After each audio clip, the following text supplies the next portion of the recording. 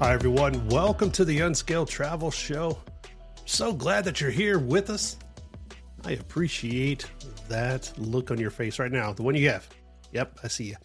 I'm Jeremy Long, your host, here with my co-host and co-explorer, Amy. Hello. We are coming to you from beautiful Las Vegas, Nevada in the Diamondback Land Surveying Studios. And we got a really fun show lined up for you, talking about one of the oldest cities in the United States, the East Coast King. I don't know if that's true. Boston, Massachusetts. And I promise I will keep it to a limited amount of times that I say something in a terrible Boston accent. I promise you. We're going to walk you through some wonderful things you can experience both in and outside of the city. Cultural places, because, you know, we're highfalutin sometimes. We go to museums. I've seen one. Talking about some wonderful places you can dine, the brewery scene out there. You know, they got a good one. Family things to do, and even some day trips you can take outside of the city, like I mentioned. But I want to start everything with one of my favorite subjects. I don't know if you've ever listened to the show, Amy. Never. I've never once listened to the show. You're with most people. You've never listened to this show. But one of my favorite things to talk about is history. Is it? It is. And so I always skew our shows toward history. And I know it's one of the major complaints that I get from one of our listeners, which is you. Not me. The not you that listens, including our parents. But it's, you know, you kick things off with probably the biggest thing that people probably know Boston for from the outside, minus the sports teams, is probably the Freedom Trail. Right. The Freedom Trail, of course, goes all the way back to the founding of the United States and all that stuff. Well, I have to say, my history knowledge isn't great, and most of what I know about Boston, I know from the movie National Treasure. Because I wasn't paying attention in school when they taught us about the American Revolution. Is this the American Revolution? Yeah. What? Okay. See, history, not my topic. Oh, wow. This is a ringing endorsement for Boston. You should definitely go check it out. I'm not saying anything negative about Boston. I'm saying I didn't have a lot of knowledge on the city. You better not be saying anything negative about Nicolas Cage. Because as we learned in the second movie, he is the national treasure. The Freedom Trail. There we go. The Freedom Trail, for those who may not know, right? It's a 2.5 mile path through different areas of Boston where you're going to pass like 17 historical sites that all have to do with the American Revolution and the things that took place, you know, during that time period in the founding of the United States. So it's pretty significant. And we got to cover a point. We didn't go to every single thing whenever we visited Boston. But we did hit a lot of the highlights. And, you know, what were your thoughts initially, just looking back on our time walking along the Freedom Trail? It was really interesting to see. For somebody that isn't a big history buff, it was still kind of fascinating because our country's history doesn't go back that far. But even where we live and where we previously lived, there wasn't a lot of centuries old history there. And in Boston, and especially where this Freedom Trail is, it is all very old buildings and everything has some type of historical significance. So it was really neat to see that. Yeah. It is incredibly fun to, and it's really interesting, like you said, even if you aren't necessarily into the history thing, you do know the names. Okay. Right. It's Paul Revere and Ben Franklin and, you know, people like that, but also there are sites that you, at least they glanced over in history class whenever most of us weren't paying attention, like Bunker Hill, the USS Constitution, Old Ironsides, and places like that. And you get a real sense of it. I think it's incredibly telling if you are from the United States to go back and see where the actual founding of the country, where those beginnings, where these people that you think are so detached from us are so far removed from history, where they actually lived, the streets that they walked, the buildings that they went into, including places like the Old North Church, you know, for the famous like hang one lantern, you know, for land, 2 for sea, that kind of thing, where these places actually existed and that they're still there. Right. Like Paul Revere's house, you can go into it, check it out, send an email from there or something like that. Which we did go to his house. We didn't go inside because the line to get in there was so long. Yeah. I mean, and this was like a random Thursday that we were there in the fall, but it was really neat to like see the house. And the other part, because now here in the US, streets are just made really wide, but that part of the city, all the streets were narrow, and then there was this house right next to basically these buildings that were stores on the ground level and apartments above that. But it was just kind of an interesting mix of architecture, but it was really neat to see. Yeah, it is a weird mix of old and new, because you have Paul Revere's house that's was built around 1680, which seems like forever long ago. And then you'll walk by somewhere like I think the old corner bookstore, and there's a Chipotle on the ground floor. And you're like, history with side of guac. Right. But you could do that. And it's just really interesting because we'll mention it a little bit later in the show, but we also spent time in areas like Lexington and Concord, which also have these ties to the American Revolution. So if you are a history person or if you just kind of like those places, then this is, I think, the place to actually start. I mean, we've done shows in the past about earlier areas like Williamsburg and Jamestown and those places. So if you want a history type of adventure and you skew in that direction, that East Coast trail from like Virginia to Boston and New York and on up through there, I think it's a wonderful time that you can book. And it seems really far away, all these places, but they're actually within close driving distance of each spot. Right. Well, I don't know my history very well, but I do know my geography, and you would hit New York before Boston. So just FYI. They didn't cover that in National Treasure. But it was on the Freedom Trail where you took the picture of the famous statue of Paul Revere, but you managed to somehow cut his head off. It wasn't that I cut his head off. I thought I had an award-winning photo. In my mind, I was like, that is the photo. It was a gorgeous photo. And it is a gorgeous photo. But the angle that I took that photo makes it look like Paul Revere has a horse head, because I took it in such a way that his horse, which is part of the statue, fits perfectly on his head from that angle, because I got the old church tower as well, and the leaves are falling and it looks beautiful. And I completely botched that photo, man. And Paul Revere is a horse. I was so angry. You were. We almost went back so you could try to recreate it, but I think the memory of the botched picture is better than having the actual picture.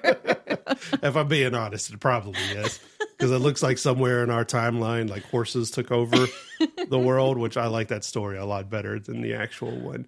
But it is something that we got to go and check out. There were things like the USS Constitution that we actually did. We use one of the big buses to travel around. We used it was City View Trolley Tours, and it's a hop on, hop off bus. But I mean, it takes you all around downtown Boston, all the historical sites, and you can get on and off as many times as you want once you pay for your ticket. I will say there are several of these tour buses, and you have to make sure you're getting on the right one. And they even told us when we bought our tickets, make sure you look for the specific logo, because a lot of the buses all look the same. And there would be 4 or 5 buses all lined up at each spot. Yep. So definitely go early. And it was an open air trolley, and it was raining that day, so they had the plastic down on the side. So it kind of, again, it always rains on our trips. Why does it always rain on my trips? But yes, I mean, checking those out and book your tickets as well in advance as you possibly can, because it does get busy during peak travel season. So keep it right here. We're talking all fun things in Boston. It's the Unscaled Travel Show. We'll be right back.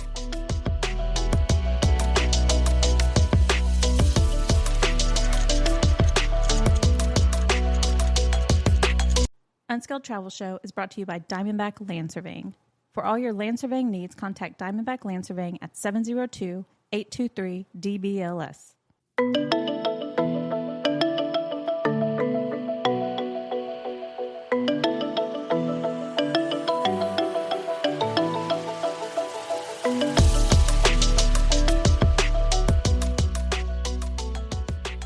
Hi, everyone. Welcome back to the Unscaled Travel Show. I'm Jeremy Long here with Amy. Hi. Come to you from beautiful Las Vegas, Nevada, in the Diamondback Land Surveying Studios. Remember, for all of our past episodes and interviews, check us out. Unscaled Travel Show. Unscaledtravelshow.com. Did you forget what the name of our show is? Oh, yeah, I do. From time to time, I forget what we're doing here. Because I just like talking about travel. And today we are talking about Boston, Massachusetts, giving you some ideas. If you've been before or if you haven't been yet, it's a really wonderful city to go visit. Lots of things to do. We were chatting about the Freedom Trail, which is probably one of the more well-known things in Boston. But now let's take a look. If you are culturally inclined, they do house a number of incredible museums and wonderful places to go and, get your culture on. Which we usually do. I would not say that we're cultured people. What? I mean, listen to us. But we right. do enjoy going to museums when we travel, whether it's art museums or history type to learn about the origins of the place that we're in. We always end up at a museum every single trip we go on. It's one of my favorite things to do, honestly. Art museums.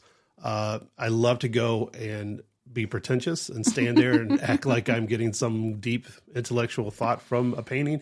Really, I just like the bright colors and stuff. And you always get, especially when we go to modern art museums, and I'm like, it's a yellow square on a white canvas. This isn't art. And you're like, what, you think you could paint that? Yes, I do. Yes, I think I could paint a yellow square on a white box. You get so defensive about your disdain for modern art. I'm not a big fan of modern art. I'm just not. Okay, well, so we won't recommend any modern art museums. Let me just scratch these off the list. Although you've been here. to some modern art museums that you really enjoyed. Yeah. And I've actually, in all seriousness, I do love fine arts museums and art museums of different kinds, and they house a couple of the better ones in the United States, if not the world. One of them being the Museum of Fine Arts, or as much local people call it, the MFA, in Boston. So it is one of the largest art museums in the United States. It has, of course, the regular things like impressionable paintings, contemporary art, artifacts of various kinds. It usually ranks as one of the better and most liked art museums in the United States year in and year out. Really? Yeah. So people feel like they really get their money's worth when they go to this museum? Yes, they do. And speaking of, tickets usually are about $27 for adults. I think kids are $10. Young kids are free. So it really makes it kind of an affordable day to go and experience art if your family's into that, or what adventures you might be on. The only caveat is on Tuesdays the art museum is closed every single Tuesday for doing their thing.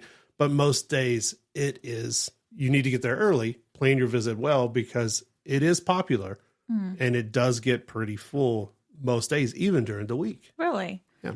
We do try to hit those types of museums earlier in the morning, just because we do want to be able to wander around at our leisure. And we've been to some big museums in the middle of the day on a weekend, and you can't get close enough to really appreciate the art when there's 5 people standing in front of you looking at it too. Right now, they do have traveling exhibits and things like that, exhibits that get changed out. Right now, I think it's Georgia O'Keeffe and Henry Moore.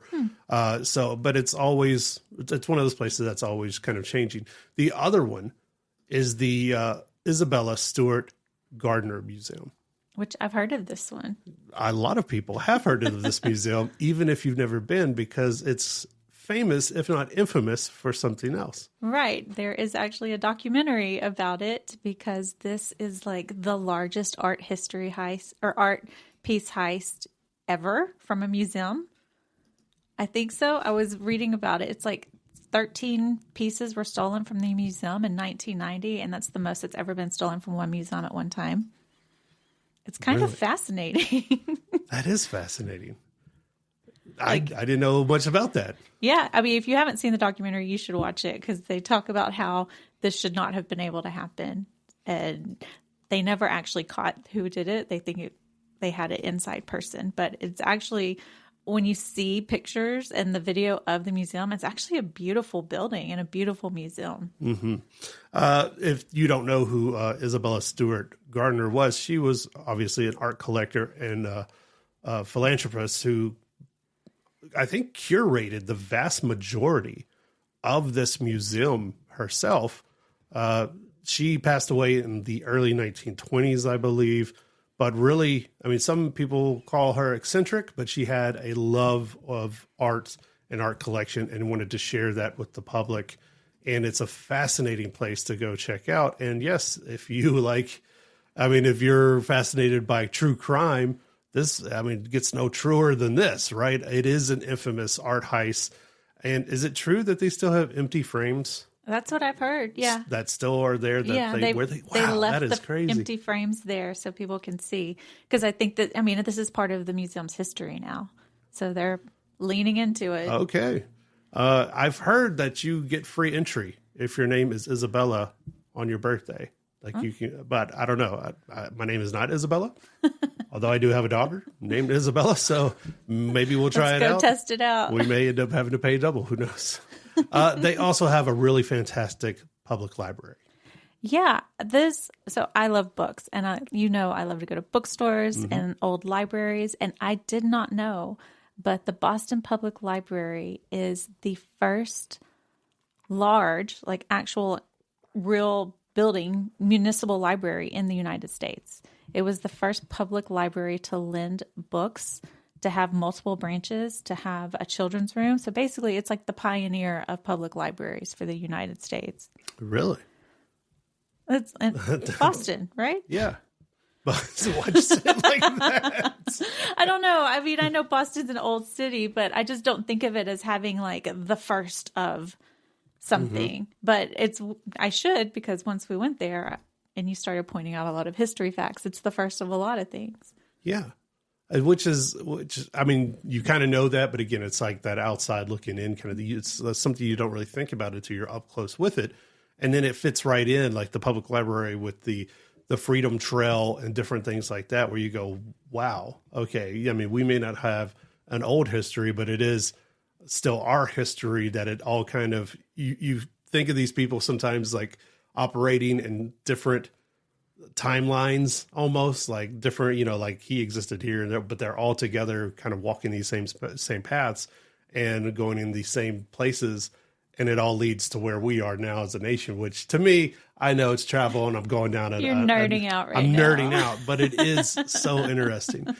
There's other wonderful places like the Boston Symphony. You hear a lot about the symphony orchestra, where at Symphony Hall, you can hear all kinds of amazing performances. I would love to do that one day soon. So we'll see. We'll see, right? We'll continue on our journey looking at Boston, checking everything out. It's a wonderful place. I'm so excited about this show. This is the Unskilled Travel Show. We'll be right back.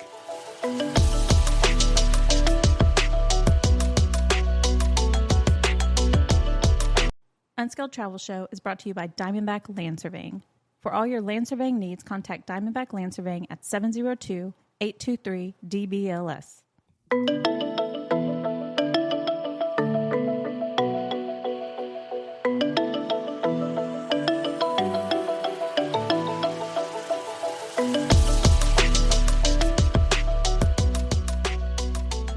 Hi, everyone. Welcome back to the Unskilled Travel Show. I'm Jeremy Long, here with my co-explorer, Amy. Hello. We are coming to you from the Diamondback Land Surveying Studios here in Las Vegas, Nevada, talking about Boston and its wonderful and unique history, things to do there for family, or if you like history or culture, or if you're a sports fanatic, they have great sports teams as well. And we'll take a look at some of their really unique and diverse neighborhoods, which are famous. We went to Boston and we didn't have much time there, unfortunately, like in Boston proper. We spent a lot of time around Boston. It was during our travels when we went up to Salem and we visited Lexington Concord and surrounding areas. And we even went out to Cape Cod, which we're going to get into all of those wonderful places that you can visit. So it's definitely, but it's also one of these cities that you can go back a number of times and always find something different to do, or some aspect or some angle you didn't see the first time. Right. I mean, we spent just a couple of days there, and we maybe touched a fraction of the things that we wanted to. Even the hop on, hop off bus, we didn't do the full route. I mean, we could have spent all day long just riding the bus going to see different things. But if you also get off at the different stops and experience them, this is a multi-day excursion, really. So there's a lot to do, a lot to see. There were places we got off the bus and we just walked around the outside, took a couple pictures, and then got on the next bus 30 minutes later because we knew we wanted to see other things. Yeah. And that's just like the history aspect of it. That doesn't get into the culture or, all these other things that Boston's famous for, like their baseball team, or I've heard there's a big university up there, some other things like that. Right. So there's so much to do depending on what your interests are. You could easily spend a week there. Yeah, you could. And you brought up, I think, a really good side point is that we got on these hop on, hop off buses. But if you are in the city, you plan on spending a few days there or whatever, they have a really reliable public transportation system. Most people who live in and around the actual Boston proper area, take the bus a lot. Well, right, because we experienced how not great their traffic can be. The traffic getting into Boston and out of Boston is unique. It was okay once you were like in it, but coming in and out from, I guess, the suburbs, if that's what they call it there, we were sitting still on the highway for a while. Yeah. It was great. We got to see parts of Boston's highway system for a while. And it was very unique and everything. And we actually have a friend who lives out there. We met them for dinner. And it was fun. But, kind of veering back into its neighborhoods, probably one of the most, its most well-known neighborhood is the Beacon Hill neighborhood, which it's unique and well known because it is a wonderful place to kind of go and visit and see, especially if you Google this area, you've seen pictures of it because it does get a lot of play. But that's the Acorn Street area. Right. The street is beautiful, and we don't have houses like this here, but I guess are these called brownstones? I don't know. I mean, they don't really have like the stoop, but it's almost like a little alleyway, and these beautiful doors and windows and shutters all line the street, this cobblestone street. It's just gorgeous. And when you look at the pictures, you'll totally understand what we're talking about, but it does take you kind of back in time when people didn't have cars and they walked places, or maybe they had a horse. I don't know. But it's these very narrow streets, and they have the beautiful street lamps. It really felt like we had stepped back in time. Yeah, and these are like the gaslit street lamps. So you kind of have the original, like a glow from original gas lamps from back in the day, how it might have been, and all kinds of there's hidden gardens all throughout the neighborhood where you can go on tours of some of these hidden gardens. So it's kind of one of these, let's go spend a little afternoon in this area, and you really won't be disappointed. There's even around Lewisburg Square, they have, it's one of these areas everything is historic. Not that I'm complaining about that. You can throw a rock and hit something historic there. But if you like to do literary journeys, and we've often talked about different areas you can go visit when you are on a literary pilgrimage with American authors and stuff, but you can go to the former residence of Louisa May Alcott, who wrote Little Women. And she passed away in the Boston area in the 1880s. But her former residence is there and different things like that. So, it is a wonderful neighborhood to go check out. Right. And really just kind of lose yourself down some of these streets. Also being respectful because people do live in these homes. Well, and that's what I was just about to say. I wonder if the people that live in these houses ever get tired of walking out their door and having tourists taking pictures. Having me on their stoop. Hi. Because if you Google Acorn Street, you're going to find pictures of people proposing to their love right there in front of somebody's front door. And it's just like that's weird. You don't live here. Someone's like, hey, I'm just trying to take out the trash, bro. Like, I appreciate that and congratulations, but please leave. Which is a lot of neighborhoods. So Beacon Hill, another one like Back Bay. And then there's like the North End. And we were kind of mentioning the North End because that encompasses a lot of the Freedom Trail. So again, Paul Revere House, the Old North Church, places like that. There's also the Seaport District. Mm-hmm. This is where you're going to see like the Boston Tea Party stuff and the museum of that nature. And, you know, the marina and different places like that, which is fun for different reasons. Isn't that also by where the Cheers bar is? I believe so. I think it is. And you can go see the Cheers bar. Our tour guide pointed out the Cheers bar to us. And if you're younger and you've seen the video of the Boston cop who's okay now, but just careening down a kid's play slide and slamming onto the ground, that's also around that same area. Right. And the time we went, it was taped off like a crime scene. Because it had just happened. It just happened. And if you haven't seen the video, go find it. It's hilarious. It's hilarious because the officer wasn't hurt. I think his pride was hurt more than anything. And also like Fenway Park area, Cambridge, Harvard Square, tons of those around there. So there's beautiful neighborhoods to go check out. Each of them has something unique. So keep it right here. It's the Unscaled Travel Show.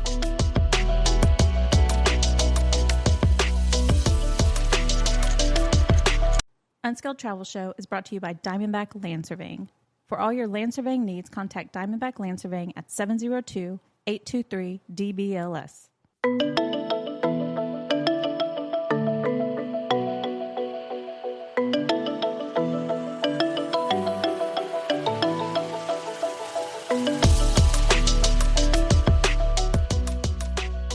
Hi, everyone. Welcome back to the Unscaled Travel Show.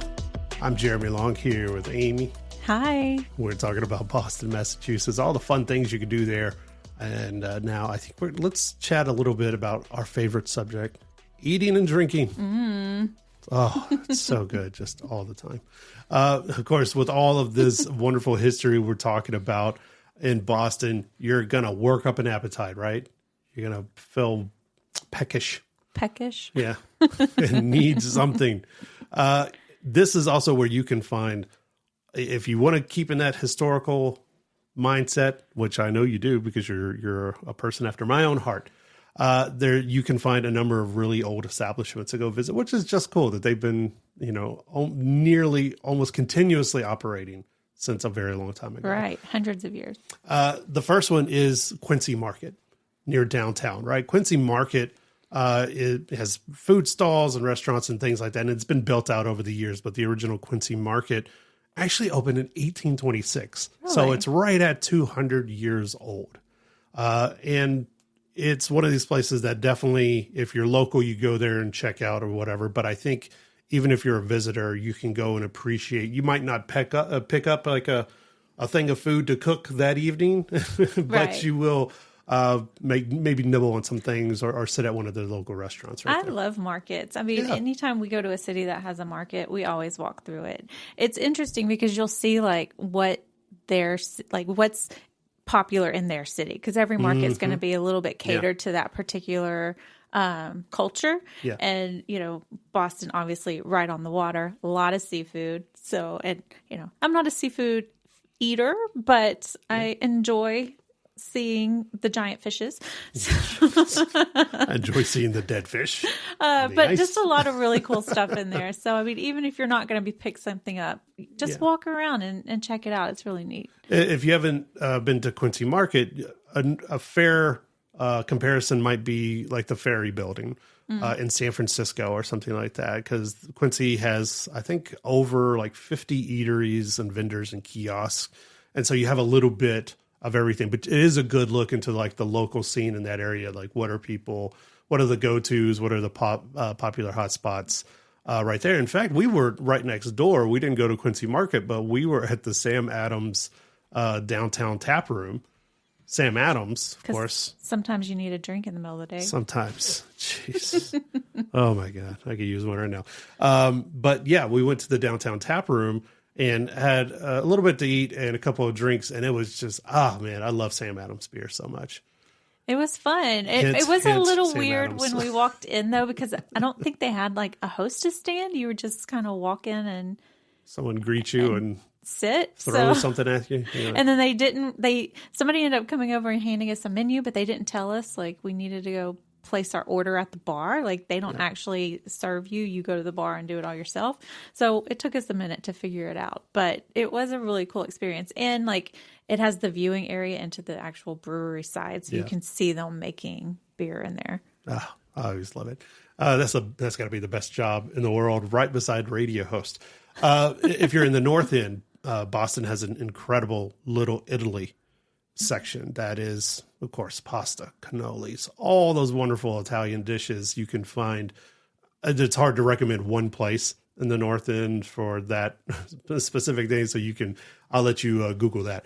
But also, like, there are cool things. Like, Boston is home to two of the oldest continuously operated things in the world. One being a restaurant, one being a tavern, right?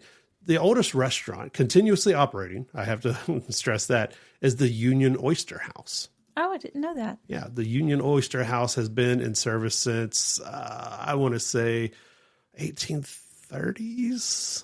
It might be 1826. 1826 is when the Union Oyster House, so it's also approaching its 200th birthday, and it's still remains incredibly popular, and is one of the, I think, probably one of the hotspots in the city that people like to go check out. So I don't like oysters. I don't think they care. Do you like oysters? I'm learning to appreciate oysters. I can't say that I like oysters, like, ooh, I got to have some oysters. But whenever we go to seafood heavy locations, that, places that are renowned for seafood, I am starting to get more into oysters and like prawns and mussels and things like that. That I feel like I should have had that education growing up on the Gulf Coast. But I didn't, because I also had a family that didn't really like seafood. I don't remember a lot of oysters where we grew up, but it seems like we travel a lot, and it's huge everywhere. I didn't even know there were multiple ways to make oysters. And one of your travels, you were trying something called, I think, Oysters Rockefeller, and I was like, what is that? Never heard of it. And that was the first time you actually tried them and you liked them. So I'm proud of you for branching out. I can't do it. I can't do it. It's the texture. Yeah, very much. I get it. The oldest continuously operating tavern in the U.S., except for that brief period of time for Prohibition, is the Bell in Hand Tavern. The Bell in Hand Tavern opened in 1795 by one Jimmy Wilson. Do you know what Jimmy Wilson's job was? This is just fascinating to me. Did he ring a bell? Yes, he did. Jimmy Wilson was the town crier. And if you don't know what a crier was, that's the guy who would ring a loud bell and then make the proclamations and announcements for the city in that area. Hear ye kind of thing. And that's what he was. He was the town crier, and he opened the Bell in Hand, which is what he carried around to get people's attention. I guess I never realized a town crier was an actual thing. Bro, I'm telling you. I'm learning so much today. We should bring those back. Actually, I think that's called Twitter or X now, town criers. So you can go get it like a piece of history right there if you want to check out those areas, which is amazing to me. I love that kind of stuff. And again, the Sam Adams Brewery is right in town. One of the best brew houses and lines of beer you can find. And even places like Harpoon Brewery. And it's a hard word to say, isn't it? It is, brewery. I just stuttered. And also, like, if you don't, or if you just want like a general taste of like everything and things that are off menu and more localized, I always recommend food tours. Super interesting. You can find some very unique things and visit restaurants and places that you normally probably wouldn't, because, whatever reason, or you just don't have time or whatever, you want to focus in. Definitely try a food tour. I've been on a number, and I've never been disappointed because, hey, it's always food. It's always alcohol. Yeah, it's like a game. You always win. It's an Unscaled Travel Show. Speaking of winning, we'll be right back.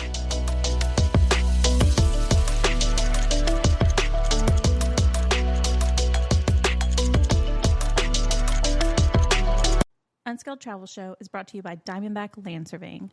For all your land surveying needs, contact Diamondback Land Surveying at 702-823-DBLS.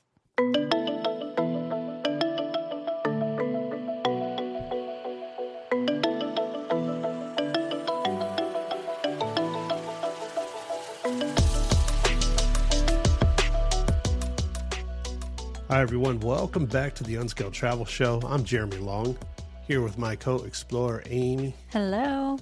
We're in beautiful Las Vegas, Nevada. Sin City, baby. We're coming to you from the Diamondback Land Surveying Studios, but we're all the way on the East Coast talking about Boston. Oh, see, look, that's a... So you did it. You did it. I've been waiting for it to slip out. That's the first time I did it. I thought I was going to do it a lot more. Show's not over yet, though, folks. I'll be honest. Obviously I know people have accents. We have accents. Yeah. But I kind of thought that the Boston accent is always exaggerated in TV and on movies until we were sitting on that bus and the driver started talking and I couldn't understand most of what he said. And then I realized, no, this is for real. Like, I thought he was joking. I thought he was doing it because he's like a tour guide and he's like playing into it. But no, he was seriously... All his words had like this extra sound. I don't even know. I can't even do it, but It's hilarious. I'm sorry. I'm not making fun of you. No. I have you or people from Boston. Okay. I found it amusing. I'm sorry. It is one of those things. Like, I think people have an exaggerated sense of what, where we grew up, a Texas accent and things of that nature. But Boston, I think, is one of my favorite accents. And I can't help myself but to when I go there, I start picking up words because that's what I do. Amy can tell you I do a lot of stupid voices all the time. And I start picking it up and for weeks after that, I was saying, all kinds of things. Park the car. Yeah, exaggerated Boston accent. And even when I was stopping through and I stopped in the Boston airport, these ladies behind me had to be at least in their 60s, probably older than that. And they seemed to be very lovely people, but their accents were so strong that I just found myself, I took my earbuds out and I just started listening to them talk. And I was just like, I love this accent so much. But so I don't know what we're even talking about this, but sorry if you're from Boston. We are not making fun of you. We like it. It's just, it was hard to understand. They say when you're in a hole, you find yourself in a hole. Stop digging. Okay. We have been talking about all kinds of fun things to do in Boston, whether you have an accent or you don't, including lots of restaurants and breweries, diverse neighborhoods you can go check out, cultural hotspots. Let's talk a little bit about some family fun, some adventures and interactive experience that you can have, including one that to us is a little disappointing. And I don't like to focus on negative things. So I'm not trying to be super negative about this, but I think it would be doing listeners a disservice if you just sugarcoated everything all the time. Yeah, right? I agree. So the one thing I was disappointed with in our time in Boston was the aquarium. Yeah, me too. The aquarium, I think because we've been to so many great aquariums, first off, I think it plays into it. We have been to some really fantastic aquariums in our travels, and that's a thing that we really like to do because our son is currently studying to be a marine biologist. It has been a focal point for a number of years in our family. So we've been to a lot of them. Right. And there's nothing wrong with the aquarium in Boston. It's on the smaller side, which we've been to other smaller aquariums, but it just kind of felt lacking, I guess. They have this main tank in the middle. Yeah. And then there was a penguin colony around the bottom of it. There was one little area outside that had more penguins and I think some sea lions. And then there were a few tanks along the wall. And you kind of walk in a circle up the outer tank. And there's some other small little aquariums on the sides. But really, that was kind of it. And to be 100% honest, if it wasn't as expensive as it was, I probably wouldn't have been as disappointed. But I did feel that we did not get what we paid for. Yeah. It was just a little underwhelming. And that is a personal thing But if someone were to ask me, I would tell them, like, I was a little underwhelmed by the Boston Aquarium, or maybe we didn't see it at the right time or something like that. I am not really sure, but that's that. So again, not to focus too much on that, but it is something that you can go do. But it's just one of those things, right? So this thing that may help you, and something that we always preach on, are the Go City passes and things that you can get, right? In Boston itself, every city is different, but in Boston, they include 47 different attractions that you can choose from to go and check out. Some of them we've mentioned, it's admission into like things like the Paul Revere House, or even 2-day tickets for the hop on, hop off trolleys, cruises, different observation decks. One of my favorite ones that I think we still need to go back and do. It also includes a Fenway Park tour. Oh, I would love to do that. I would love to do a tour of Fenway, going back and having more time. But also, like, if even things for outside of the area, like the Salem Witch Museum, if you drive up to Salem, and the different natural museums and natural history museums and different things like that. So if you want to save a little money, you have a family to look after while you're on your visit to Boston, definitely consider a Go City tour pass, because it'll save you money in the end. Right. And they do have a lot of museums. I personally like history museums. I'm sorry, not history museums. You like history museums. I like the science-y museums, the one where it like teaches you about different, different things. And they do have a great museum of science there that has a planetarium and a butterfly garden. Those are the kind of things that I really enjoy doing. Yeah. They also have a zoo. We didn't make it to the zoo, but that's usually something we hit on our trips. I think we were just too pressed for time to stop over there. But yeah, I mean, you tend to lean more towards, you and our son, you guys tend to lean more toward animals and the sciencey part of it. I lean toward history. What do you think, Isabella? She's probably on the animal side, but she really enjoys like dance. So anything dance centric, music centric, she really enjoys. Yeah, she's very artsy. So she kind of likes art museums. But we always have a good time at a lot of these places. And of course, if you have younger kids, the Boston Children's Museum should be high on your list, right? They have the hands-on experiences and exhibits and different things of that nature that, kids always really, really love. I don't know about you when you were little, but I loved, a couple of years ago. Yesterday. They told me I couldn't come anymore without children. And it's really disappointing to me. But the children's museums, I don't know where I was going with that. But children's museums. I think maybe we both need to stop talking. And the Franklin Park Zoo should be high on your list. They got some lions. They got some gorillas, some giraffes, all kinds of things. And a children's petting zoo, of course. That's always, again, like the hands-on thing. But the Boston Common and Public Garden, also swan boats. We love swan boats. Oh, man. We had so much fun on the swan boats. Was that Tokyo? Yes. Oh, that was so much fun. Yeah, that was a ton of fun. But just going and checking out, I mean, going around, our friend Jane lives in Boston, and she'd often entertains her like nieces and nephews. Right. And she talks about just how much fun they have in the city. It is a surprisingly, for a city its size, which it's a little bit bigger than Las Vegas is, and then with the surrounding areas and everything. But with a city its size and for its reputation, it actually has a lot of family-friendly things to go do, which is surprising.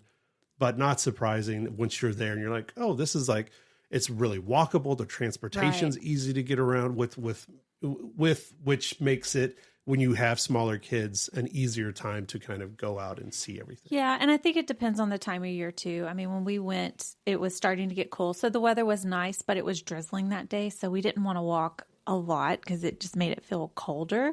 But if it hadn't been drizzling, I think we would have walked a lot more. We probably would have done the whole Freedom Trail and gone and seen other things. We were just kind of looking for ways to get out of the damp and cold. But, it does snow there. So if you're going in the winter, just keep that in mind that you have to deal with snow during your travels. Yeah, it's best to do the thing that you've been preaching to me for years. Dress in layers. I am notoriously Did bad I finally convert you? Yeah, you finally got me there. So, dress in layers when you visit Boston. Bring it on back here. It's on Scout Travel Show. We're talking Boston. Unskilled Travel Show is brought to you by Diamondback Land Surveying. For all your land surveying needs, contact Diamondback Land Surveying at 702-823-DBLS.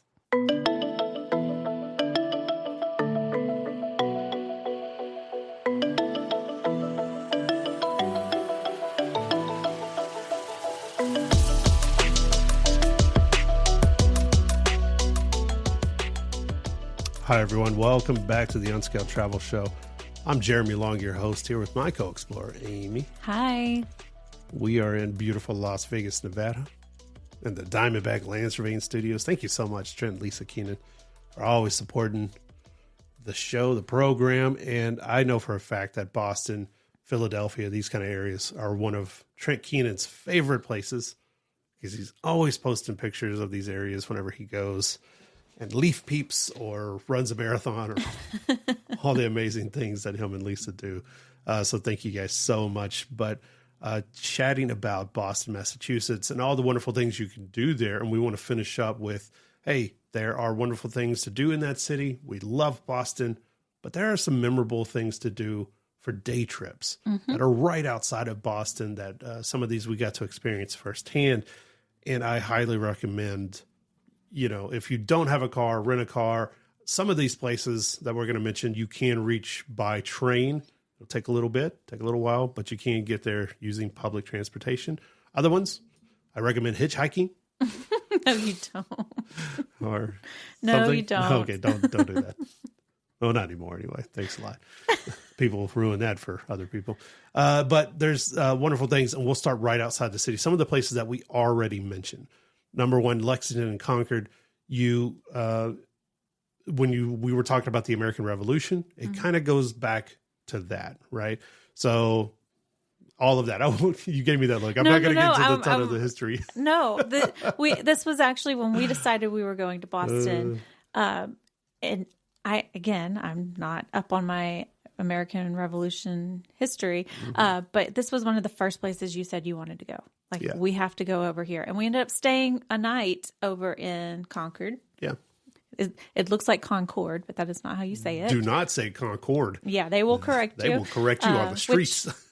Again, with my accent, I'm from a different place. I have a different accent. I was saying it incorrectly, and I got stopped a couple of times and told to say it properly. Say it right, or you got to leave. But it was really neat because I didn't know this, but there is a field and a bridge that we walked over to, and it is the first shot of the American Revolution. Yeah, the first shots of the American Revolution happened literally down the street from Concord's Colonial Inn. The Colonial Inn, which is fun to stay at. We stayed a night there, like you mentioned. It was built in like 1716. So it is, in fact, older than the United States. And people like Nathaniel Hawthorne I think he lived there for 2 years while he was doing law school or something. He was doing something, I don't know, setting up his Twitter.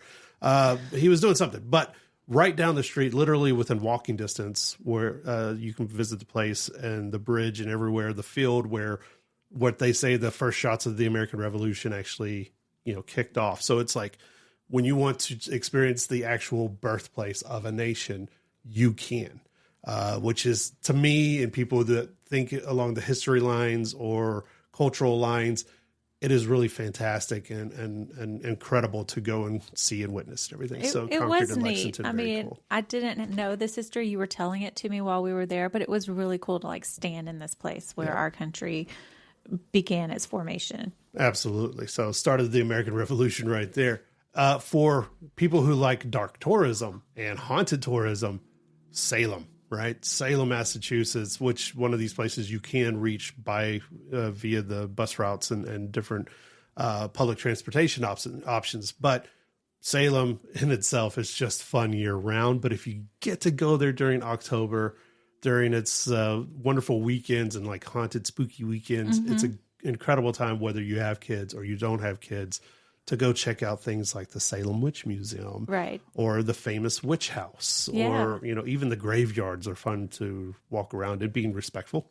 Yes, but, again, I mean, this is another place where you can just walk up and down the beautiful streets and see these gorgeous old homes. We were there in October, so everything was decorated for Halloween. the city does this thing called Haunted Happenings. It's a festival on the weekend. It's really fun. All kinds of Halloween activities and vendors and just almost a carnival atmosphere out there. But it was really cool to walk around and see it. And then we did go into the Salem Witch Museum and learned a little bit more of the true story of what happened during that time. Which is it is fantastically I weird. thought I knew, and I did not. So. It is wild, man, how off base that my mind was around these witch trials. So I don't want to ruin it for people, but it's something that you will check out. But like, full disclosure, if you have smaller kids, some crazy things went down. So just be aware of that. But again, even things like we mentioned earlier, the literary journeys, if you happen to be on one. We mentioned Nathaniel Hawthorne staying for a couple of years at the Colonial Inn. His childhood home is actually in Salem. He was born in Salem, and we actually walked through his childhood home, which was fantastic, to kind of experience. Yeah, because I guess he purchased the property and he built a larger home next to the home he actually grew up in, because there's multiple homes on the property, but the one he lived in as a child, it's tiny, and those little stairs to go up and down. Like, I'm a tiny person, and I felt a little crouched over going up and down the stairs. It was really small neat. Were these people? I know. And then right across the street from it is the oldest candy shop in the country. Oh yeah. Ye Old Candy Shop. Is that what it's called? I think that's what it's called. Ye Yeah. Old Candy And there was Shop. a line down the street to get in there too. Was it Shop Pepe? Yes. With the two P's and an E in it? Yeah. Ye Old and Shop it was Pepe. jam packed full of old types of candies. And it smelled so wonderful. Fudge. They were making fudge while we were in there. Oh man. It smelled Okay, so let's good. talk about candy now. Forget this. But if you want something more coastal, I would recommend, if you don't have a car, rent a car, drive through Cape Cod, go see some lighthouses and some sandy shores, relax, some water activities in warmer months, including things like whale watching. They have tons of bike trails, all kinds of things right there in Cape Cod. And you wonder why people on the East Coast are like, hey, I would never move out west. Why would you? Right. You got all that beautiful scenery and everything else. Man, it is so gorgeous in that area. I was like single-minded. I wanted to see some lighthouses, and you indulged me, and we drove down the coast. And some of the lighthouses are not super easy to get to. Some of them are privately owned. And I forget the one that we drove up to, but it was like a private residence, and the guy was like outside washing his car or something. And we were like, didn't Hi. know. We had no idea. Like, somebody actually lived in this lighthouse, because a different one, it was an independent lighthouse in the building next to it that was currently being turned into a museum. So I assumed all lighthouses were public property. That is not the case. Yeah. So we did pull up in one man's front yard and take a picture of his house and then leave. Which, sorry to Mr. But Smith. even just the drive, I mean, you mentioned leaf peeping earlier, but really gorgeous, gorgeous colors. The leaves were falling, and some of these roads, it looked like something out of a movie. You can't even really describe it. It was just so beautiful. I have so many photos of just trees and lighthouses and beautiful little beaches. And we only saw, I think, 6 lighthouses, only 6. And that was just in one little area. And then we're like, okay, well, we need to head on to our next adventure.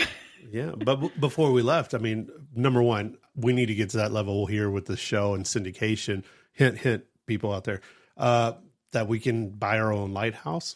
Yes. Number one. Number 2, we stopped at a great little restaurant if you want some lobster rolls and things like that. We kind of drove a little bit out of the way, but it is in that Cape Cod area. And what was that one again? I looked up the best seafood in Cape Cod, and the same place kept coming up. And I told you, I'm like, it's a little bit of a drive, but we're going. And it is called The Lobster Trap. The Lobster Trap. It was amazing. It was so good. I don't eat seafood, and I ate seafood at this place, and it was good. Yeah. Like, I enjoyed it. The Lobster Trap was just phenomenal. And then we took another little detour, because if you want more history, and again, see where we're leaning here. If you want more history, Plymouth. Plymouth is just a short little drive away from that Cape Cod area. And of course, Plymouth Rock and the Mayflower and all of that stuff. And number one, like Plymouth itself, just the little towns in that area. Adorable. It's a cute little town. I was very excited to go see Yeah. the Rock in the replication ship, but I just thought the town was cute all on its own. I would have gone and just walked around the town even if it didn't have this other stuff. But I have a question for you. What did you think of the Plymouth Rock? You're trying to get me hurt by people in Boston, huh? No, I'm serious. Oh, if you my don't know, gosh. I had an expectation of one thing and it's not. what I thought it didn't was know gonna be. what to expect, and I will tell you this right now. Plymouth Rock is, well, you know what? I'm going to let people decide for themselves once they see it, because it is something. Words can't even put it. It's something. I'll tell you that much. What'd you think, real quick? I'm same. Okay. Yep. So it's Go Travel Show. We hope we did right by Boston. I'm not even sure now. We will see you guys next time.